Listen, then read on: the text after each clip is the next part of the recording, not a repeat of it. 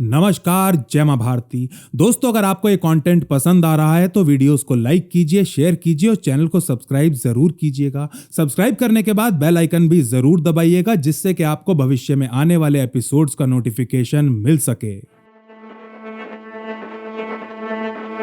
दिन 6 दिसंबर 1993 और समय सुबह के 5:15।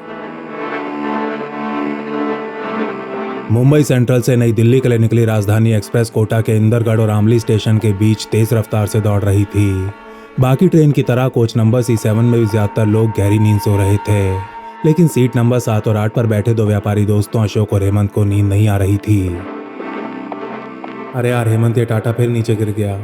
अभी पिछले हफ्ते मैंने 50,000 के शेयर्स खरीदे थे। ये साला हर बार मेरे सर मुंडाते ओले पड़ते हैं। अशोक ये कहता है तो थोड़ा सा हंसते हुए हेमंत फटाक से उत्तर देता है, अबे अब क्यों रो रहा है? जब मैं कह रहा था कि रिलायंस में पैसा लगा तब तो तूने मेरी सुनी नहीं। देख 3 दिन में कितना ऊपर चले गए अपने धीरू भाई। अबे यार कुछ तो शर्म कर, जले पे नमक छिड़क रहा है। तो साले तू इतना बड़ा अंतर्यामी है तो ज्योतिष की दुकान खोल लेना, लोगों को भविष्य बता और दबा के पैसे कमा। राजधानी एक्सप्रेस में मुंबई से दिल्ली जा रहे अशोक और हेमंत नामक दो दोस्त शेयर मार्केट के ऊपर एक दूसरे से बहस कर रहे थे कि तभी अचानक सीट नंबर 4 के नीचे से उन्हें बीप जैसी कुछ आवाज सुनाई देती है। लेकिन इससे पहले कि वो कुछ समझ पाते एक जोर का धमाका उनकी बोगी के परखच्चे उड़ा देता है।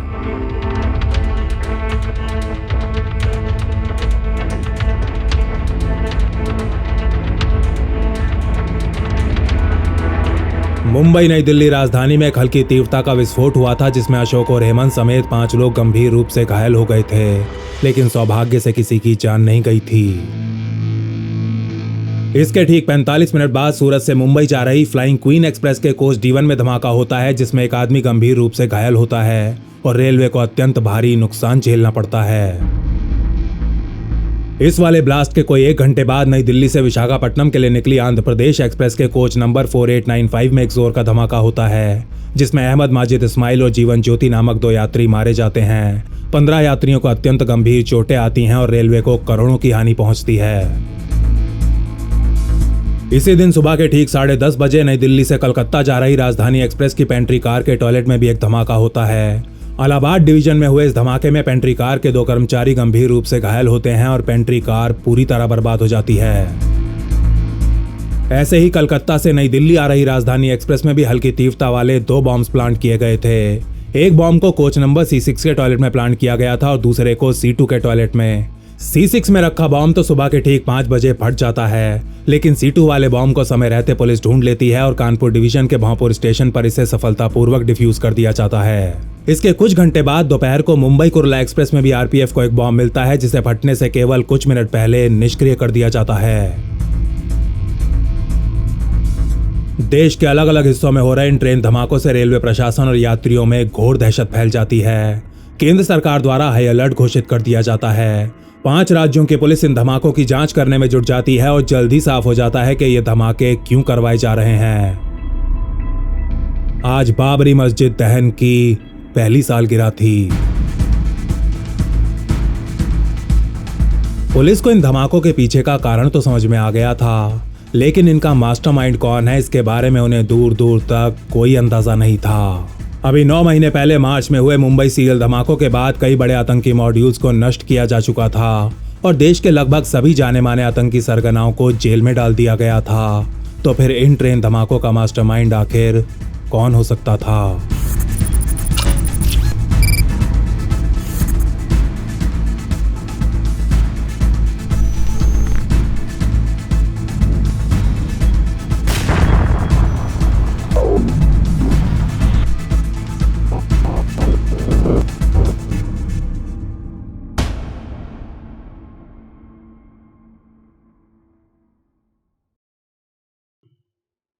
बारह मार्च 1993, एक काला स्याह दिन, जब मुंबई में एक के बाद एक पूरे 12 धमाके हुए थे, जिनमें 250 से ज्यादा लोग मारे गए थे और लगभग 1400 घायल हो गए थे।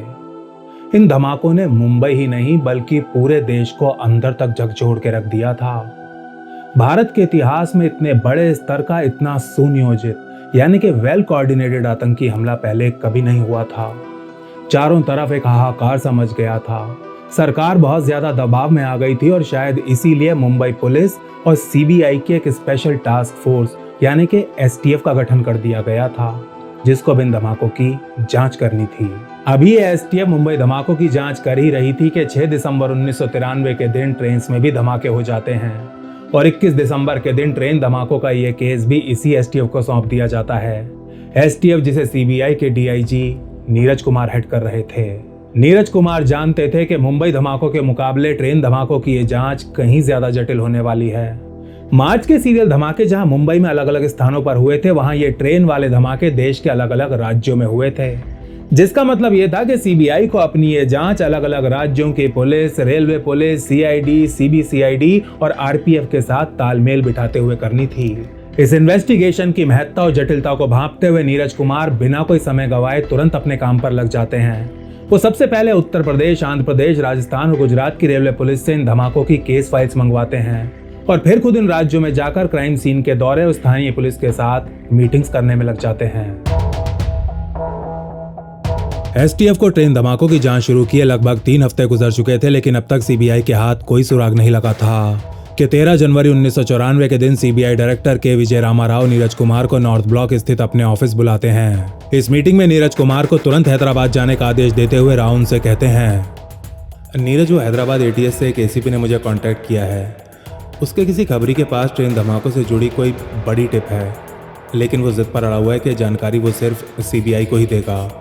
तुम एक काम करो, अभी के अभी हैदराबाद निकल जाओ और उस एसीपी और उसके खबरी से मिलो, ज़रा पता तो करो ऐसा क्या है उसके पास। इस दिन रात को 8 बजे नीरज कुमार की फ्लाइट हैदराबाद लैंड कर जाती है। आंध्रा पुलिस द्वारा उनके रहने का इंतजाम पुलिस मेस में किया गया था, लेकिन मेस की जगह वो एयरपोर्ट से सीधा उस एसीपी से मिलने निकल जाते हैं जिसके खबरी के पास धमाकों से जुड़ी जानकारी थी। हैदराबाद एटीएस का एसीपी राज्य के सबसे दबंग ऑफिसर्स में से एक था और उसकी कद काठी और चाल ढाल के कारण सब उसे प्यार से गब्बर सिंह कहकर बुलाया करते थे। जैसे ही नीरज कुमार एसीपी गब्बर सिंह के ऑफिस में प्रवेश करते हैं, उस खबरी को बुलावा भिजवा दिया जाता है। इसके बाद ये दोनों आईपीएस ऑफिसर्स एक दूसरे से बातें करने में लग जाते हैं और कोई आधे घंटे बाद कमरे में उस खबरी की एंट्री होती है। अरे आओ, बैठो। देखो, दिल्ली से सीबीआई के बहुत बड़े साहब तुमसे मिलने आए हैं। जैसे मुझे मानते हो ना, इनको भी बिल्कुल वैसे ही मानने का है, ओके? एसीपी गब्बर ये कहते हैं तो नीरज कुमार को सलाम करते हुए ये खबरी उनसे पूछता है, साहब वो एपी एक्सप्रेस का बॉम्ब धमाका आप ही देखते हैं? सीधा सा दिखने वाले इस खबरी से सुन नीरज कुमार हाँ में सर हिलाते हैं तो थोड़ी देर कुछ सोचने के बाद वो आगे कहता है, साहब वो मुंबई में एक जगह है मोमिनपुरा बोल के, वहाँ एक डॉक्टर है जिसका नाम तो अब उनको नहीं मालूम, पर उसका खैरात का एक हॉस्पिटल है उधर मोमिनपुरा में ही। वो डॉक्टर ही मास्टरमाइंड है साहब।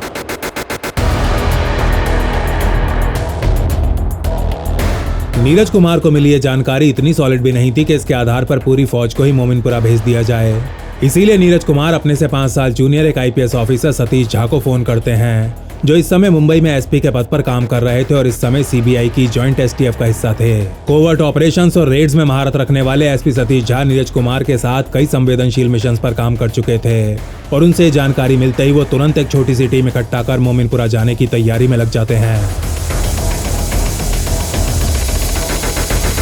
मोमिनपुरा मुंबई सेंट्रल से केवल 1 किलोमीटर की दूरी पर बसा एक मुस्लिम बहुल इलाका जिसका नाम कभी मदनपुरा हुआ करता था, लेकिन समय के साथ साथ यहाँ की मुस्लिम आबादी अल्प से बहुसंख्यक होती चली गई और इस इलाके के नाम में मदन की जगह मोमिन लग गया।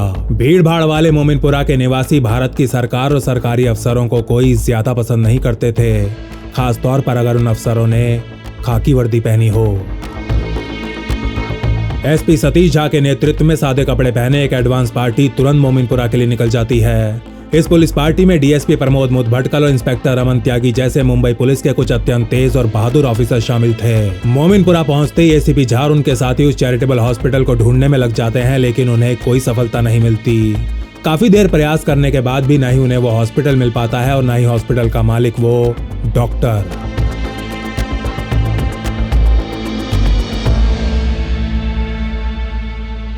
देखते ही देखते आधी रात बीत चुकी थी और इस समय तक मोमिनपुरा के ज्यादातर निवासी नींद में डूब चुके थे। कुछ चाय और पान की दुकानों को छोड़ ज्यादातर दुकानों के शटर्स बंद हो गए थे और सुनसान पड़ी गलियों से किसी की आवाज नहीं आ रही थी सिवाय आवारा कुत्तों के। मोमिनपुरा के आवारा कुत्ते जो एसपी सतीश झा और उनके ऑफिसर्स को देख भौंकना शुरू कर चुके थे। एसपी सतीश झा जानते थे कि वो ज्यादा देर ऐसे ही मोमिनपुरा में घूम नहीं सकते। देर सवेर किसी ना किसी को उनके ऊपर शक जरूर हो जाएगा और यदि ऐसा हुआ तो शायद उनको यहां से खाली हाथ लौटना पड़ेगा और वो किसी भी कीमत पर ऐसा नहीं होने दे सकते थे। इस प्रकार के नकारात्मक विचार लिए एसपी झा मोमिनपुरा की गलियों को छानने में लगे हुए थे कि तभी उनकी नजर एक नुक्कड़ पर खड़ी टैक्सी पर पड़ती है जिसके अंदर उसका ड्राइवर भी लेटा हुआ था। कोई और रास्ता ना देख एसपी झा उस टैक्सी के पास जाते हैं और शीशे पर नॉक करने लगते हैं। भाईजान, हमें मेडिकल इमरजेंसी है, किसी ने बताया कि इधर कोई हॉस्पिटल है। अपनी टैक्सी में सोने का प्रयास कर रहा है ड्राइवर आंखें मलते हुए उत्तर देता है, वो खैराती हॉस्पिटल के साहब, जिसे अपने क्या नाम है वो डॉक्टर जलीस अंसारी चलाते हैं। हैदराबाद में बैठे एसीपी गब्बर के खबरी ने सीबीआई को उस डॉक्टर का नाम नहीं बताया था, इसीलिए हवा में तीर चलाते हुए एसपी झा इस ड्राइवर की हाँ में हाँ मिला देते हैं। हाँ भाईजान, वही डॉक्टर अंसारी का हॉस्पिटल। कहाँ है वो बड़े भाई, बता दो ना। अरे ये तो रहा साहब, यहाँ से सीधा जाके दूसरा राइट टर्न मारने का और फिर पहला लेफ्ट, बस सामने ही वो हॉस्पिटल का बिल्डिंग गिरा हुआ है। और आपको डॉक्टर साहब से मिलना है क्या? उनका घर भी वहीं है वैसे। अरे आप परेशानी में हो, चलो मैं ही आपको ले चलता हूँ। ये कहने के बाद जैसे ही ड्राइवर बाहर निकल अपनी टैक्सी के दरवाजे लॉक करता है, डीएसपी प्रमोद और इंस्पेक्टर त्यागी अंधेरे से बाहर निकलते हैं और थोड़ी दूरी बना बिल्कुल चुपचाप एसपी झा और उस ड्राइवर के पीछे चलने लगते हैं। आगे बढ़ रहे हर कदम के साथ इन पुलिस ऑफिसर्स की धड़कनें भी बढ़ती जा रही थीं। इनके साथ कुछ वैसा ही हो रहा था जैसा कि दबे पांव अपने शिकार की तरफ बढ़ रहे शेर के साथ होता है। अगर ये टैक्सी ड्राइवर उन्हें सही मंजिल की तरफ ले जा रहा था तो फिर अगले कुछ मिनट ट्रेन धमाकों की पहेली को सुलझाने के लिए अत्यंत महत्वपूर्ण होने वाले थे। लो साहब, यही आपका खैराती हॉस्पिटल। कोई 10 मिनट चलने के बाद एसपी झा और वो ड्राइवर एक जर्जर सी दिखने वाली बिल्डिंग के सामने खड़े हुए थे, जिसके ग्राउंड फ्लोर पर एक चैरिटेबल हॉस्पिटल था और ऊपर वाली मंजिल पर एक लाइन से बिल्कुल एक जैसी कई सारी चौल। तुम डॉक्टर साहब को भी जानते हो क्या भाई? अब यहाँ तक ले आए हो तो उनका घर भी दिखा दो, बहुत मेहरबानी होगी। अपने दोनों हाथ जोड़ एसपी झा ये कहते हैं तो उनकी असली पहचान से पूरी तरह अनजाने टैक्सी ड्राइवर इसके लिए भी तुरंत राजी हो जाता है। हाँ आइए ना साहब, ये रही ऊपर ही तो है उनकी चाल। ये कहने के बाद टैक्सी ड्राइवर हॉस्पिटल के साइड में बनी लकड़ी की सीढ़ियों से ऊपर की तरफ चढ़ने लगता है और अपने चारों तरफ नजरें बनाए एसपी झा चुपचाप उसके पीछे चलते रहते हैं। पहली मंजिल पर बने कॉरिडोर के अंत में पहुंचने के बाद ये ड्राइवर एक चौल का दरवाजा खटखटाता है। डॉक्टर साहब दरवाजा खोलिए, किसी को इमरजेंसी हुआ है। कोई 2 मिनट बाद इस चौल का दरवाजा खुलता है तो एसपी झा के सामने एक 14 साल का बच्चा खड़ा होता है। बेटा, वो डॉक्टर अंसारी घर पर नहीं है क्या? इससे पहले कि लड़का एसपी झा के इस प्रश्न का उत्तर दे पाता, अंदर से एक आदमी की आवाज सुनाई देती है। अरे हाँ रुको भाई, आ रहा हूँ, चश्मा तो पहनने दो। हाँ बताइए, क्या हुआ? हल्का शरीर, चेहरे पर पकी हुई दाढ़ी और माथे पर नमाज का निशान लिए इस अधेड़ उम्र के आदमी को ऊपर से नीचे तक देखने के बाद एसपी झा कहते हैं, माफ कीजिएगा डॉक्टर साहब, इस टाइम आपको परेशान किया। वो मैं और मेरा बहनोई हम दोनों यहाँ से गुजर रहे थे कि अचानक उनकी तबीयत बहुत ज्यादा बिगड़ गई। इधर एसपी झा डॉक्टर अंसारी को बातों में उलझाते हैं और उधर डीएसपी प्रमोद और इंस्पेक्टर त्यागी समेत कई पुलिस ऑफिसर्स कॉरिडोर में प्रकट होते हैं और सीधा इस चौल के अंदर घुस जाते हैं। इससे पहले कि डॉक्टर अंसारी कुछ समझ पाता है, पुलिस वाले उसकी चौल में रखे सामान को उधेड़ना शुरू कर देते हैं। अरे कौन हो आप लोग, अंदर कैसे आ गए? ये सामान को हाथ कैसे लगा रहे हो? नीचे रखो उसे और बाहर निकलो अभी कभी। अपने घर में ऐसे अनजान लोगों को तलाशी लेते देख डॉक्टर अंसारी गुस्से के मारे पागल होने लगता है। थोड़ी देर उसे चिल्लाते हुए देखने के बाद एसपी झा अपनी जेब से सिगरेट निकालते हैं और बड़े आराम से 2-3 कश भरने के बाद कहते हैं, अरे चचा आराम से बैठ जाओ, तबीयत खराब हो जाएगी। आधी रात को आपके लिए डॉक्टर ढूंढना पड़ जाएगा। बैठो आराम से बैठ जाऊं? आधी रात को मेरे घर में घुस के तुम लोग मुझे बता रहे हो मैं क्या करूं? तुम्हें जरा भी अंदाजा है मैं कौन हूं? चुपचाप बाहर निकल जाओ वरना यहीं पे तुम सबकी कब्रें खुदवा दूंगा। मादर, बॉम्ब मिला है।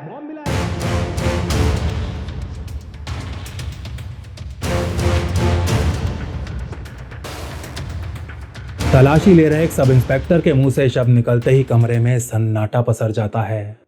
इस चौल की दुचत्ती से पुलिस को एक ट्रंक मिला था। ट्रंक जिसका ताला खुलते ही डॉक्टर अंसारी के मुंह पर ताला लग गया था। कुछ सेकंड पहले तक जोर जोर से चिल्ला रहा अंसारी अब पूरी तरह शांत हो गया था, भीगी बिल्ली सा बन गया था। इस ट्रंक के अंदर से पुलिस को कुछ बंदूकें, विस्फोटक, डेटोनेटर्स और वायर्स मिले थे यानी कि बॉम्ब बनाने का सामान। अब डॉक्टर अंसारी तो शांत हो गया था, लेकिन उसके आस पड़ोस में रहने वाले लोग जाग गए थे। लोग जो जलीस अंसारी को डॉक्टर नहीं बल्कि एक मसीहा मानते थे और उसके एक इशारे पर कुछ भी कर सकते थे। अंसारी के घर चल रही इस पुलिस रेड की खबर जंगल में आग की तरह चारों तरफ फैल जाती है और देखते ही देखते इस चौल के नीचे एक अच्छी खासी भीड़ इकट्ठा होने लगती है। भीड़ जिसका साइज हर बीतते क्षण के साथ बढ़ता जा रहा था। एसपी सतीश झा जानते थे कि अब अंसारी को ले यहाँ से निकलना आग के दरिया को पार करने जैसा है, इसीलिए वो अपने वॉकी टॉकी से कंट्रोल रूम को तुरंत बैकअप भेजने के लिए कहते हैं।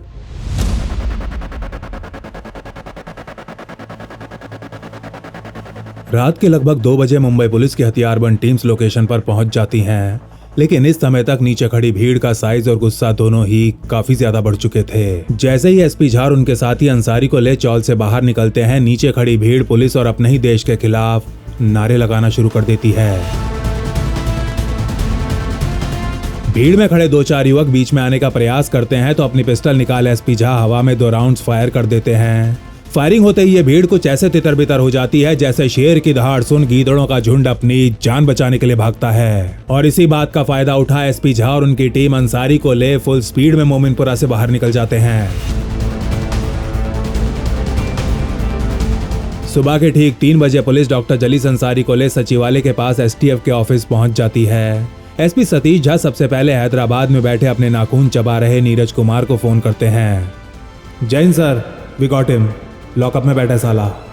Very nicely done Satish, great job. मैं पहली फ्लाइट से मुंबई आ रहा हूँ।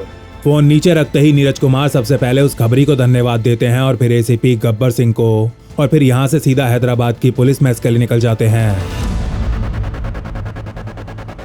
इस दिन की दोपहर तक डीआईजी नीरज कुमार मुंबई स्थित एसटीएफ ऑफिस पहुंच जाते हैं। इस समय तक एसपी सतीश झा कोर्ट से अंसारी की पुलिस रिमांड भी ले चुके थे। जब नीरज कुमार एसपी झा के ऑफिस में प्रवेश करते हैं तो उनकी नजर सबसे पहले अंसारी के ऊपर ही पड़ती है, जो 3 सीबीआई ऑफिसर्स के बीच एक कुर्सी पर बैठा हुआ था। नीरज कुमार को देखते ही ये तीनों ऑफिसर्स तुरंत खड़े हो जाते हैं और उनके लटके हुए चेहरे देख नीरज कुमार समझ जाते हैं कि सब कुछ ठीक नहीं चल रहा। अरे ऐसी शक्लें बना के जैन कौन बोलता है भाई? हाँ, नीरज कुमार ये पूछते हैं तो थोड़ा हिचकिचाते हुए एक ऑफिसर उत्तर देता है, सर ये आदमी इंसान नहीं है, पत्थर है, पत्थर साला। जब से इसको यहाँ लाए हैं इसने एक भी शब्द नहीं बोला है, और तो और ये तक मानने को तैयार नहीं है कि इसके घर से वो हथियार और बॉम्ब बनाने का सामान बरामद हुआ है। नीरज कुमार जानते थे कि अगर डॉक्टर अंसारी ने अपना मुंह नहीं खोला तो इस केस को सुलझाना असंभव हो जाएगा। वो ये भी जानते थे कि कमजोर से दिखने वाले इस डॉक्टर के ऊपर सख्ती भी नहीं की जा सकती। इसीलिए काफी देर तक कुछ सोचने के बाद वो अंसारी के सामने रखी कुर्सी पर जाकर बैठ जाते हैं और कोई 5 मिनट चुपचाप उसे घूरने के बाद कहते हैं, डॉक्टर साहब एक बात बताओ, अगर मैं आपकी पाक किताब यहाँ लेकर आऊं तो आप उसके ऊपर हाथ रखकर भी यही कहोगे कि आप निर्दोष हो, आपको कुछ नहीं पता? नीरज कुमार का ये पैंतरा काम कर जाता है। पिछले कई घंटों से एक पत्थर की तरह जमा बैठा डॉक्टर अंसारी ये सुनते ही अपना सर ऊपर उठा नीरज कुमार की ओर देखता है और फिर फूट फूट कर रोना शुरू कर देता है। लगभग 15 मिनट तक बुरी तरह रोने के बाद डॉक्टर अंसारी खुद को किसी तरह संभालता है और फिर एक डॉक्टर से धार्मिक अतिवादी और अतिवादी से आतंकी बनने की अपनी कहानी सुनाना शुरू कर देता है। जलीस अंसारी का जन्म उत्तर प्रदेश के बस्ती नामक जिले में हुआ था। बचपन से ही पढ़ाई में बहुत ज्यादा तेज अंसारी स्कूल के बाद मुंबई आ गया था, जहां उसे साइन मेडिकल कॉलेज में एडमिशन मिल गया था। एमबीबीएस की पढ़ाई पूरी करने के बाद 1983 में अंसारी को बीएमसी में नौकरी मिल गई थी, जिसके तुरंत बाद वो शादी कर मोमिनपुरा में सेटल हो गया था। रहने के लिए पूरी मुंबई में मोमिनपुरा को ही चुनना कोई संयोग नहीं था, बल्कि अंसारी का एक सोचा समझा निर्णय था। काफी छोटी आयु में ही अंसारी अहले हदीस के प्रभाव में आ गया था। 50 के दशक में आईएसआई की फंडिंग से शुरू किया गया एक धार्मिक आंदोलन, जिसका उद्देश्य कुछ भी करके भारत को एक इस्लामिक राष्ट्र बनाना था। मुंबई आने के बाद भी अंसारी ज्यादातर उन मस्जिदों में ही जाया करता था जहां अहले हदीस को मानने वाले लोग इकट्ठा होते थे। इन मस्जिदों में देश भर से धार्मिक नेताओं को भी बुलाया जाता था, जो कश्मीर और फिलिस्तीन का हवाला दे लोगों को भड़काने का काम किया करते थे। और ऐसे ही एक नेता का नाम था आजम गौरी। आंध्र प्रदेश के करीमनगर का रहने वाला एक कट्टर अतिवादी, जिसकी एलईटी और नक्सलियों में अच्छी खासी जान पहचान थी। आजम गौरी को पाकिस्तान और अफगानिस्तान में आईएसआई द्वारा ट्रेन भी किया गया था और वह आंध्र प्रदेश में कई गंभीर केसेस के चलते वांटेड भी था, जैसे कि हैदराबाद में एक सीनियर पुलिस ऑफिसर की हत्या का केस।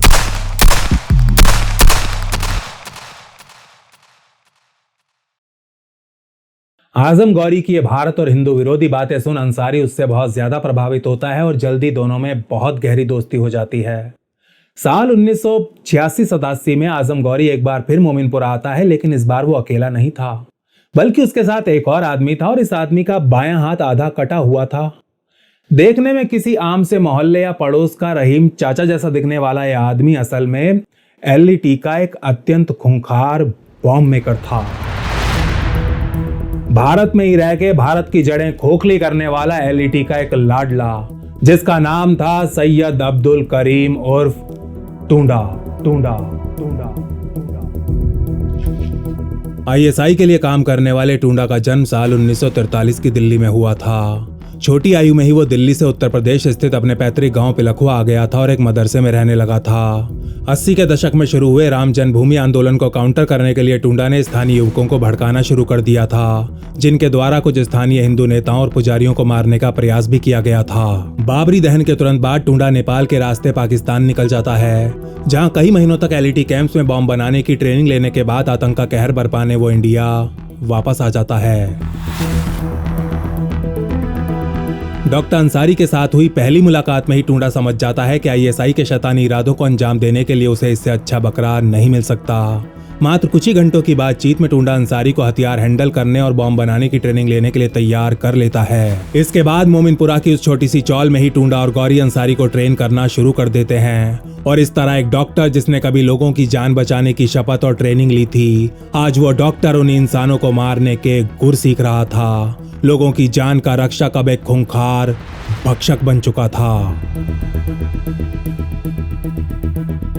आजम गौरी, अब्दुल करीम टूंडा और डॉक्टर जलीस अंसारी का यह मिलन 3 अत्यंत शातिर दिमागों का मिलन था। एक शैतानी मिलन जो आने वाले समय में अपनी ही मातृभूमि को लहूलुहान करने वाला था।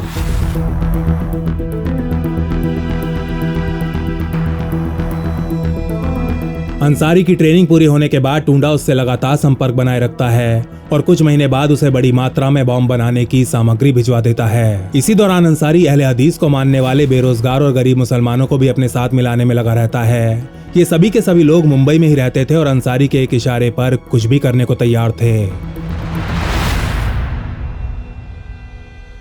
साल 1989 में टूंडा मुंबई आता है और अंसारी के घर में कई बॉम्ब तैयार करता है। इन बॉम्ब्स को अंसारी के 3 गुर्गों सलीम, बच्चू और रईस द्वारा अंधेरी, खार, सायन, हलीवाड़ा और सीएसटी स्टेशन के पास 5 अलग अलग गुरुद्वारों में प्लांट कर दिया जाता है। ऐसा करने का उद्देश्य भारत सरकार और हिंदुओं के विरुद्ध सिख समुदाय की धार्मिक भावनाओं को ज्यादा से ज्यादा भड़काना था। यह डॉक्टर जलीस अंसारी के जीवन की सबसे पहली आपराधिक गतिविधि थी, जिसके बाद वो कभी पीछे मुड़कर नहीं देखता। समय के साथ साथ अंसारी और उसके आतंकी साथी बॉम्ब्स बना उन्हें प्लांट करने में खासी महारत प्राप्त कर लेते हैं और अब भारत विरोधी हलकों में डॉक्टर अंसारी को एक नए नाम से बुलाया जाने लगता है, डॉक्टर बॉम्ब।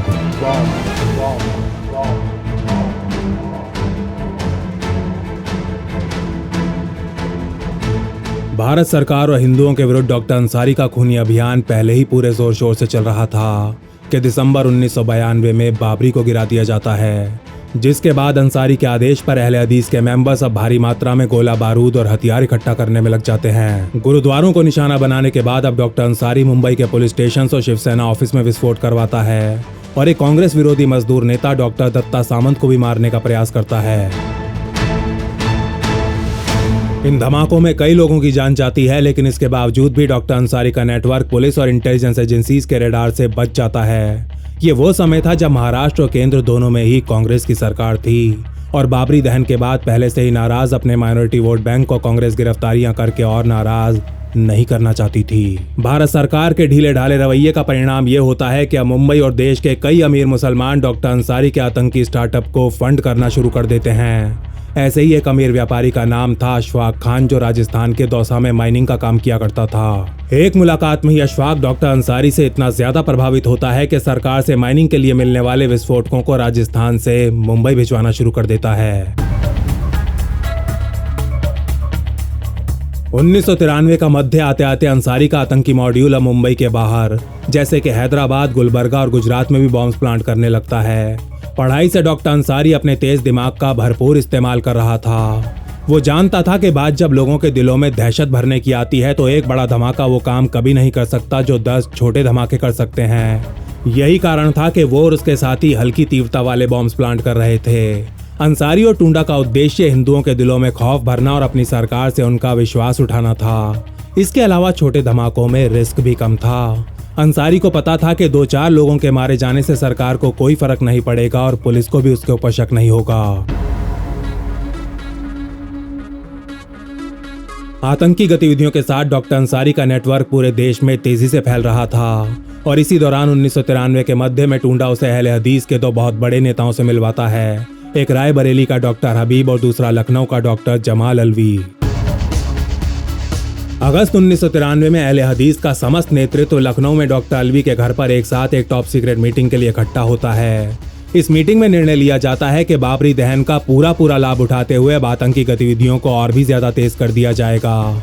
इस मिशन के लिए एक नए संगठन की घोषणा भी की जाती है जिसे नाम दिया गया था क्रश इंडिया फोर्स।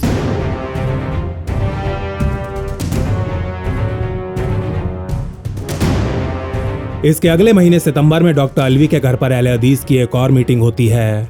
इस वाली मीटिंग में प्रस्ताव रखा जाता है कि बाबरी दहन की पहली सालगिरह पर क्रश इंडिया फोर्स को पहले के मुकाबले कुछ बहुत बड़ा करना होगा। यह प्रस्ताव डॉक्टर जलीस अंसारी द्वारा रखा गया था और इस प्लान के अनुसार इस बार अंसारी का टारगेट राजधानी एक्सप्रेस जैसी देश की बड़ी ट्रेन और इनमें सफर करने वाले एलीट सोसाइटी के लोग होने वाले थे।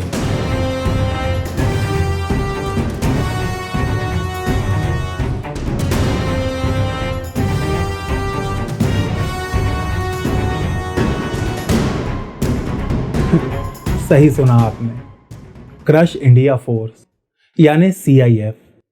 अपने शैतानी प्लान को अंजाम देने के लिए अब टुंडा और अंसारी अपनी इस नई नवेली फोर्स को अलग अलग मॉड्यूल्स में बांट देते हैं। मॉड्यूल्स जिनका उद्देश्य 6 दिसंबर 1993 के दिन कुल 6 बम धमाके करना था।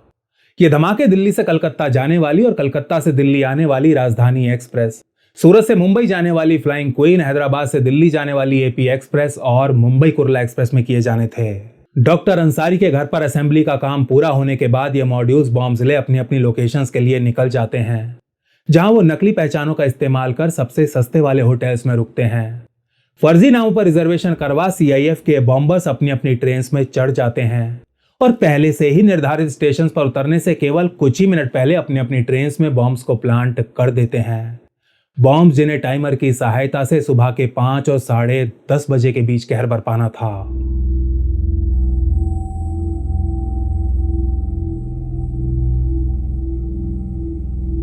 अंसारी के मॉड्यूल्स द्वारा प्लांट किए गए 6 में से 5 बॉम्ब तो ठीक प्लान के अनुसार फट गए थे, लेकिन मुंबई कुर्ला एक्सप्रेस वाले बॉम्ब को समय रहते डिफ्यूज कर दिया गया था। डॉक्टर अंसारी और डॉक्टर बॉम्ब का नीच उद्देश्य पूरा हो चुका था। हर धमाके की न्यूज के साथ रेलवे के यात्रियों और प्रशासन दोनों में ही खौफ फैल जाता है। ज्यादातर ट्रेनों को सबसे पहले उपलब्ध स्टेशन पर रोका जाने लगता है और घबराए हुए यात्री नीचे उतर भागना शुरू कर देते हैं। केवल कुछ ही घंटों के भीतर रेलवे ट्रैफिक और ट्रेन का शेड्यूल पूरी तरह गड़बड़ा जाता है और राष्ट्रीय पुलिस वायरलेस नेटवर्क पोलनेट के ऊपर इतनी कॉल्स आने लगती हैं कि देश के इतिहास में पहली बार यह नेटवर्क क्रैश कर जाता है।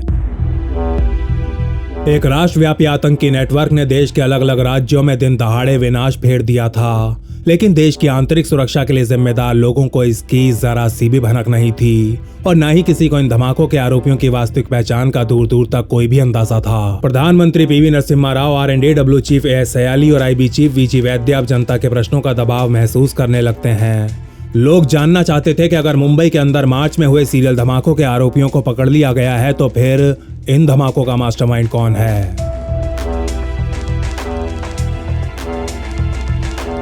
डॉक्टर जलीस अंसारी से मिली जानकारी के आधार पर STF द्वारा देश भर में कई रेड्स मारी जाती हैं, जिनमें कुल 15 आरोपियों को गिरफ्तार किया जाता है। STF को अपनी जांच में आरोपियों द्वारा प्रयोग किए गए ट्रेन रिजर्वेशन फॉर्म्स और होटल्स के रजिस्टर्स भी बरामद होते हैं। इसके अलावा आरोपियों के ठिकानों से CBI को अलग अलग प्रकार के हथियार और बॉम्ब बनाने की सामग्री भी मिलती है।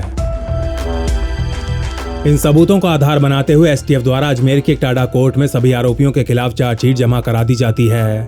ट्रेन धमाकों का एक केस लगभग 10 साल तक चलता है और 28 फरवरी 2004 के दिन सभी आरोपियों को दोषी करार देते हुए अदालत उन्हें आजीवन कारावास का दंड सुनाती है।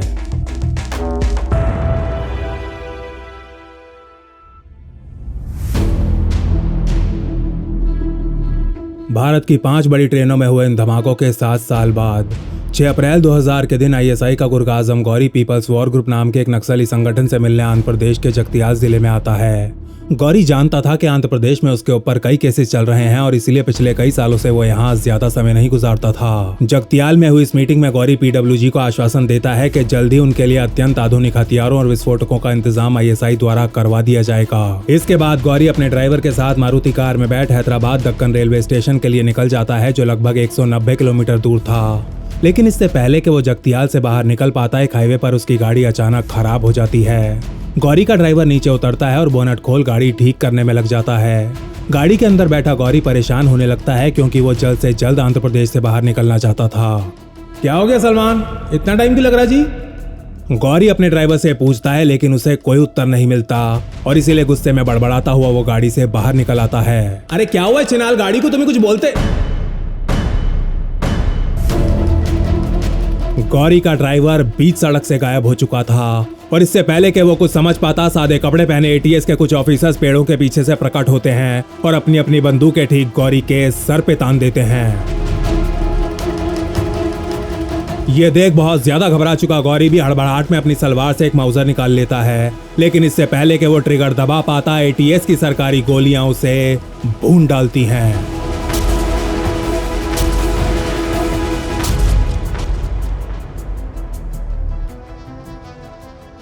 गौरी के मारे जाने के 17 साल बाद आईबी की इंटेलिजेंस के आधार पर दिल्ली पुलिस अब्दुल करीम टुंडा को पाकिस्तान जाने का प्रयास करते हुए नेपाल बॉर्डर से गिरफ्तार करती है, जहां से उसे सीधा अजमेर जेल में ले जाकर डाल दिया जाता है। इस समय तक रिटायर हो चुके नीरज कुमार को जब यह खबर मिलती है तो खुशी के साथ साथ उनके मन में ट्रेन ब्लास्ट केस की वो यादें भी ताजा हो जाती हैं। आज 24 साल बाद भी इस केस को याद कर नीरज कुमार को सीबीआई के ऊपर गर्व महसूस हो रहा था।